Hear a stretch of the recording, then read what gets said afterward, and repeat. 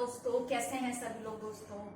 दोस्तों जैसे कि हम पेपर थर्ड पर बात कर ही रहे हैं, आजकल पेपर थर्ड में हम मोस्ट इम्पोर्टेंट टॉपिक्स कवर कर रहे हैं जो कि हमारे एग्जाम के लिए पार्ट ए और पार्ट बी के लिए मोस्ट इम्पोर्टेंट है। यानी कि 2 नंबर में पूछे जाने वाले प्रश्न, 1 नंबर में पूछे जाने वाले प्रश्न, सत्य असत्य के माध्यम से पूछे जाने वाले प्रश्न, और अगर हम बात करें ऑब्जेक्टिव है यानी कि वैकल्पिक प्रश्नों के लिए बहुत ही ज्यादा मोस्ट इम्पोर्टेंट टॉपिक है। तो आज का टॉपिक रहेगा दोस्तों पेपर थर्ड से रहेगा। पेपर थर्ड में यूनिट है हमारा 2.2, ठीक है, यूनिट 2.2। यूनिट 2.2 में हम करेंगे प्रिंसिपल्स ऑफ टीचिंग यानी कि शिक्षण के सिद्धांत। देखिए दोस्तों, शिक्षण के सिद्धांत के 2 प्रकार हैं, 2 प्रकार से दिए गए हैं। एक तो शिक्षण प्रक्रिया के माध्यम से हम कह सकते हैं और दूसरा कह सकते हैं मनोवैज्ञानिक सिद्धांतों के आधार पर, ठीक है ना। मनोवैज्ञानिक सिद्धांतों के आधार पर अलग है हमारे, और शिक्षा के सिद्धांतों के आधार पर अलग है, ठीक है। तो पहले हम शिक्षा के सिद्धांतों के आधार पर करेंगे, जिसमें हमारे तीन दे रखे हैं ना, ये कंक्रीट, आइकॉनिक और सिंबॉलिक, ठीक है।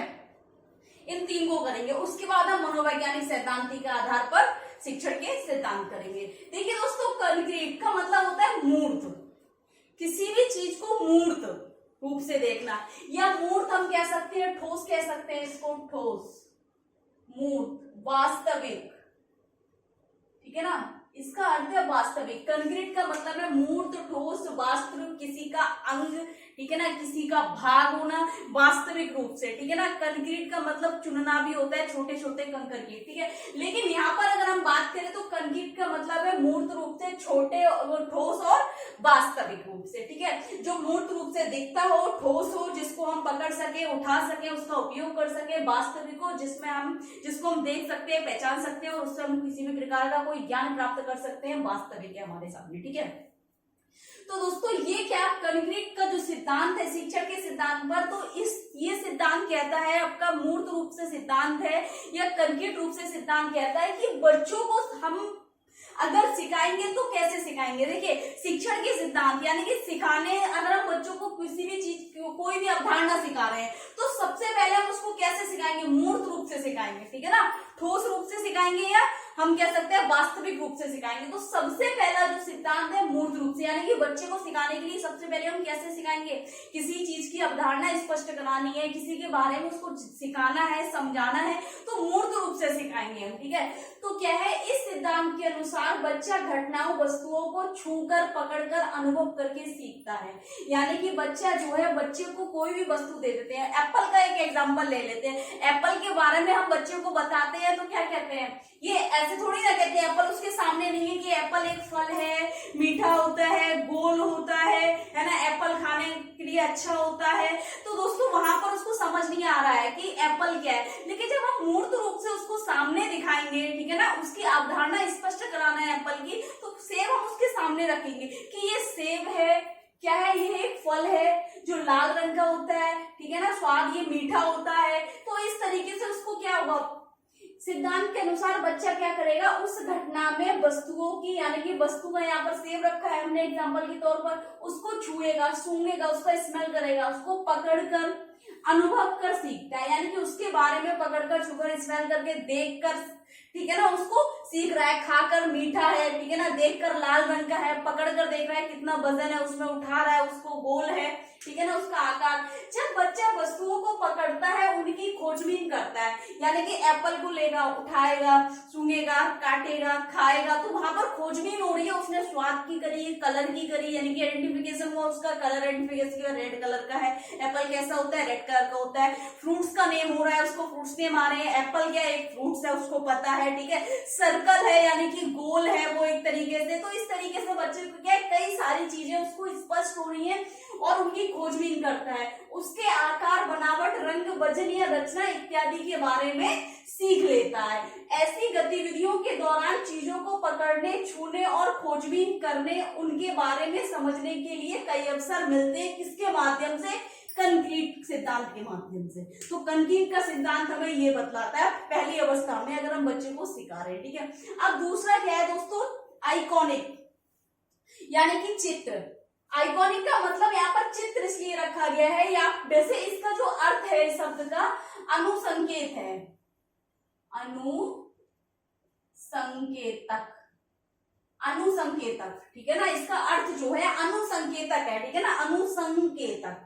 आइकॉनिक हम कहते हैं ना, कितना आइकॉनिक है ना, प्रतिष्ठित, अगर हम बोले प्रतिष्ठित या आइकॉनिक या अनुसंकेतक या चित्र बोल सकते हैं, ठीक है। अब ये सिद्धांत आइकॉनिक क्यों ऐड किया गया उन्होंने अपने सिद्धांत में, अनुसंकेतक या चित्र का सिद्धांत क्या है, देखिए, जब छात्रों को वास्तविक मूर्त रूप से अपनी चीज पकड़ने, छूने और उसकी खोजबीन करने के प्रयास से अनुभव हो जाते हैं, यानी कि जब छात्रों को मूर्त रूप से अपनी चीजों को समझने, तोड़ने, फोड़ने या उनका अनुभव उनको जब हो जाता है, तब उस वस्तु का चित्र उनके मन में आ जाता है। यानी कि जब हमने उसको सेब का एक अवधारणा दी, एप्पल की उसको कॉन्सेप्ट दिया, तो उसको समझ आ गया एप्पल फल है, मीठा है, लाल है, गोल है, ठीक है ना, और ये खाया जाता है, तो उसको वो सारी चीजें अनुभव के तौर पे उसने सीख ली और उसके मन में क्या आ गया, एक उसका चित्र आ गया उसके मन में, ठीक है ना, क्योंकि जब भी उसके मन में चित्र आ गया, लेकिन यहाँ पर उसके सामने भी केवल चित्र है, एक पिक्चर है, वास्तविक नहीं है। यहाँ पर एक उन्होंने क्या, एक फ्लैश कार्ड है जिसमें क्या है, एप्पल बना हुआ है, ठीक है, अब उसको ये चित्र है,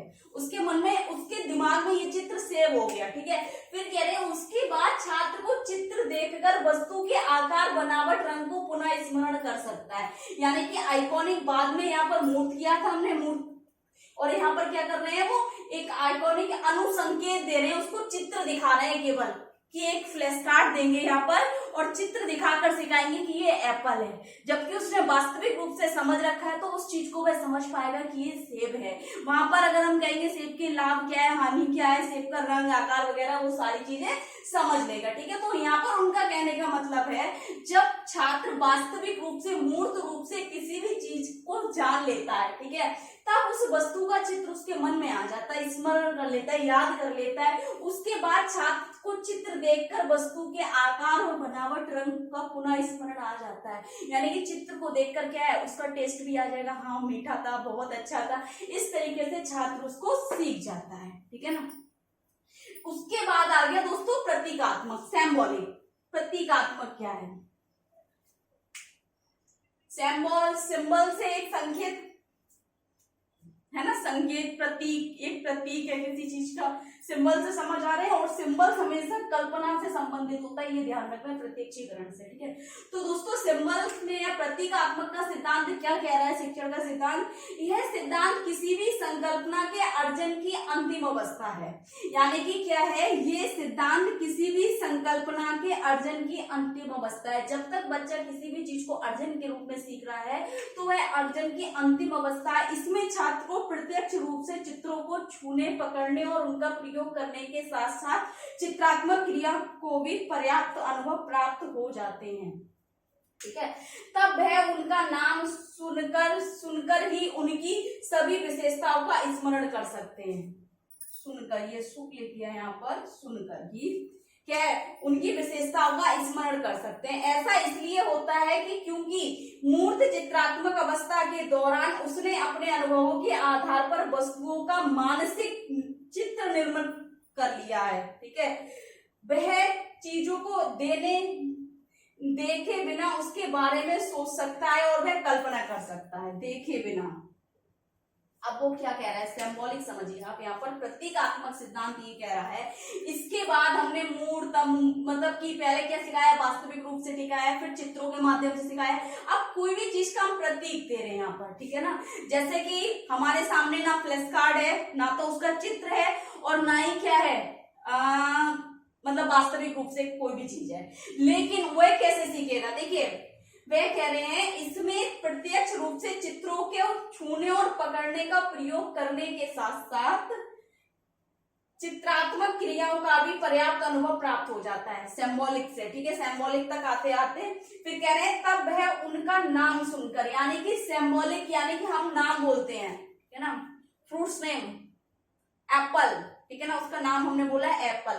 तो बच्चा क्या उस चीजों को, एप्पल का नाम सुनकर ही उसके मस्तिष्क में जो है अवधारणा स्पष्ट हो जाएगी, पुनः स्मरण उसका चित्र हो जाएगा, उसका रंग हो जाएगा, उसका आकार हो जाएगा, उसका स्वाद उसके मस्तिष्क में स्मरण कर जाएगा, ठीक है। क्योंकि वो ये कह रहे हैं यह सिद्धांत किसी भी संकल्पना के अर्जन का अंतिम अवस्था है, ठीक है ना, किसी भी संकल्पना की अंतिम अवस्था है।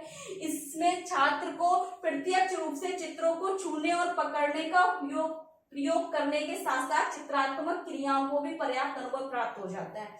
यानी कि वो कह रहे हैं कि उस वस्तु के साथ चित्रात्मक और क्रियात्मक, क्रियात्मक क्या है, कोई भी एक्टिविटी के साथ साथ अनुभव प्राप्त हो जाता है, तब वह उनका नाम सुनकर ही उनकी सभी विशेषताओं का स्मरण कर सकता है। यानी कि उनका नाम सुनकर ही क्या कर सकता है, उसकी सभी विशेषताएं उसकी हैं, आकार, लंबाई, या वो गोल है, लाल रंग का है, मीठा है, ठीक है ना, सभी विशेषताएं को स्मरण कर लेता है केवल सुनकर। ऐसा इसलिए होता है क्योंकि मूर्त चित्रात्मक अवस्था के दौरान उसने अपने अनुभवों के आधार पर वस्तुओं को मानसिक चित्र निर्मित कर लिया था। जैसे कि यहाँ पर कर लिया था उसने मूर्त रूप से अपनी तब उस वस्तु का चित्र उसके मन में आ जाता है, ठीक है ना। यहाँ पर उसने कर लिया, ठीक है, पूरा यहाँ पर उसने समझ लिया, यहाँ उसने अपना स्मरण कर लिया, और यहाँ पर वह क्या है, उसको केवल सिंबल के अनुसार, ठीक है ना, केवल सिंबॉलिक यानी प्रतीकात्मक रूप से क्या है, वह उस चीज को स्मरण कर लेगा, ठीक है ना। और कह रहा है कि क्योंकि मूर्त चित्रात्मक अवस्था के दौरान उसने अपने अनुभवों के आधार पर वस्तुओं का मानसिक चित्र निर्मित कर लिया है, वह चीजों को देखे बिना उसके बारे में सोच सकता है। मैंने एक सिंबल वहां क्या दे दिया, चलो सेव दे दिया, लिख दिया केवल, ठीक है ना, सेव है। या यहाँ पर मैंने क्या इसकी विशेषताएं लिख दी, इसका नाम नहीं लिखा, ये नाम लिख दिया, उसकी विशेषताएं लिखने को बोलेंगे तो बच्चे को पहले ही पता है तो उसकी विशेषताएं वो लिख देगा एग्जाम्पल के तौर पर, ठीक है। वह चीजों को देखे बिना उसके बारे में सोच सकता है और वह कल्पना कर सकता है, ठीक है। ये 3 सिद्धांत थे, क्योंकि ये हमारे सिलेबस में दे रखा है दोस्तों, इसलिए इसको कराना जरूरी था। अगर नहीं कराते तो दिक्कत हो जाती। लेकिन मनोवैज्ञानिक सिद्धांत के आधार पर अगर हम देखें तो शिक्षण के और भी सिद्धांत है, ठीक है। तो ये भी कराना जरूरी था, क्योंकि हो सकता है हमारे एग्जाम में आ जाएगी, ठीक है ना, किसी एक के बारे में पूछ ले तो आपको पता होना चाहिए। अब मनोवैज्ञानिक सिद्धांत के आधार पर कौन कौन से, एक तो है सरल से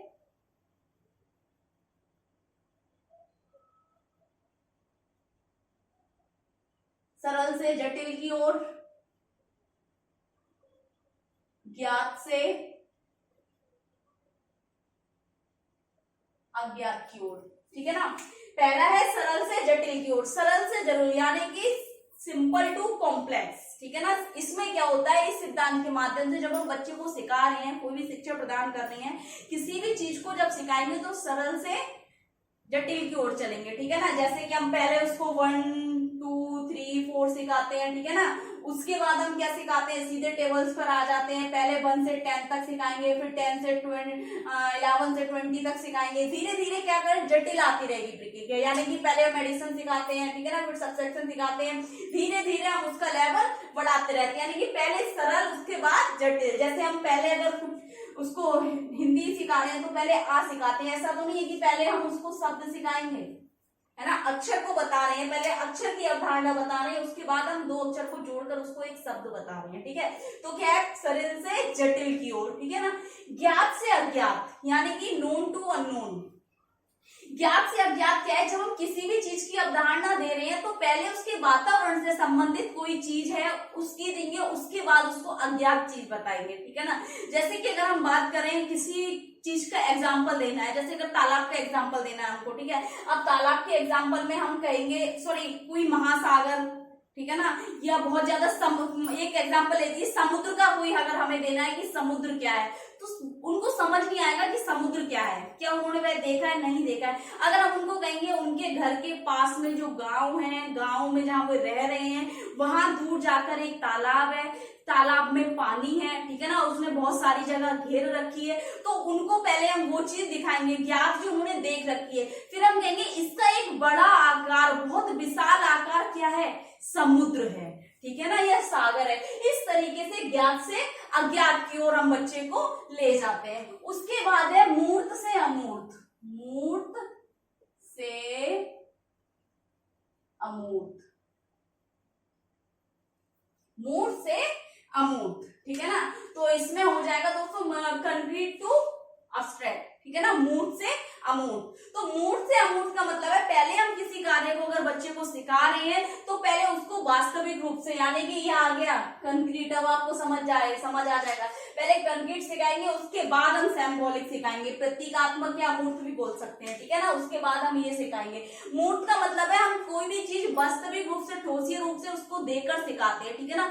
उसके बाद अमूर्त रूप से हम उसको सिखाते हैं, ठीक है, मूर्त से अमूर्त। उसके बाद आता है दोस्तों एक संपूर्ण से अंश की ओर, संपूर्ण से अंश, यानी कि